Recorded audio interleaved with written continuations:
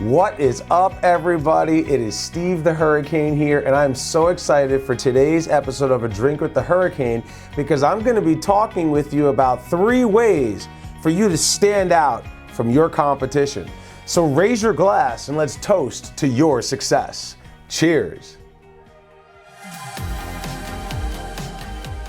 This is A Drink with the Hurricane, the talk show discussing all things growing your home care business.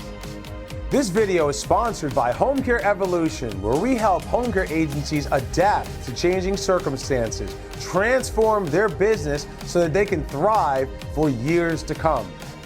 So folks, I'm just so excited and humbled and honored to say that this is the first video I'm filming after my 10-year anniversary. So I want to just give a big thank you to you, all of the people who have watched our videos. We have literally had millions of viewers of the Drink with the Hurricane video series that I started way back in 2012. So thank you so much for watching. And so with that, the 10-year anniversary video that I'm filming here is 3 ways that you can stand out from all of your competition. Because over the last 10 years, plus the 7 years when I had my own home care business, I have helped thousands of businesses separate from their competitors to be able to scale and grow and become the provider of choice with their home care agencies. And so the first tip I'm going to give you here, the first way that you can stand out from your competition is to specialize. Now, what do I mean by specialize? Think about physicians, for example. Back in the day, 50, 100 years ago, there was one primary physician that did all medical services. Nowadays, you fast forward to 2022, you have a physician for the foot, your podiatrist, you have an endocrinologist, you have a cardiologist, you have a pulmonologist, a neurologist, and it just goes on and on and on. There's an ologist for everything, a virologist, right, with everything that happened with the virus last year and the year before. There's a specialist for everything. Now, keeping that same thought in your head for a second here, I also want you to think, when you try to get an appointment with one of these specialists, you're lucky if you can get an appointment sometime this month, if at all. A lot of specialists aren't even taking new patients because they're all so booked.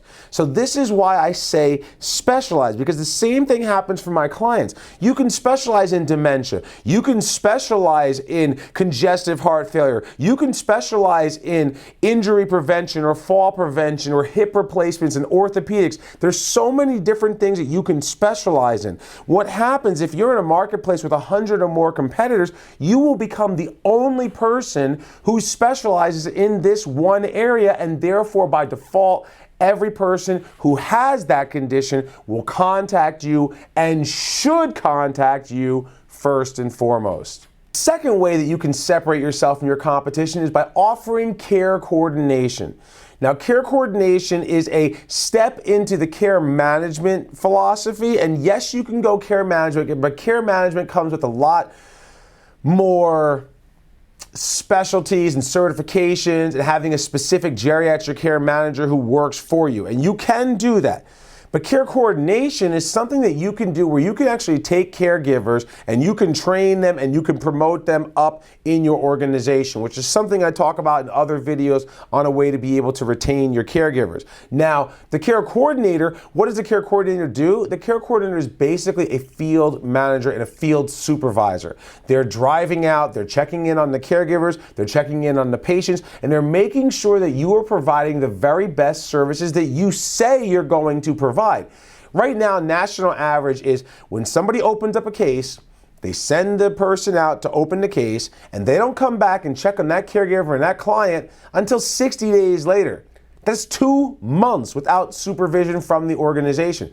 That's not adequate enough. So if you have a care coordinator, your care coordinator should actually be visiting your client and your caregiver every 7 to 10 business days. Now that's huge. That's many more visits in the same 60 days. You're literally talking about having somebody come out there 7 to 8 times in the first 2 months of services to check on the caregiver and check on the client and make sure things are being done correctly. This gives you proper support for your caregivers. This ensures that you're meeting the expectations of your clients, which produces happy clients. And this increases the longevity of both your caregiver working for you and your client remaining on services for the long term. This is a great way to differentiate your company and stand out from your competition.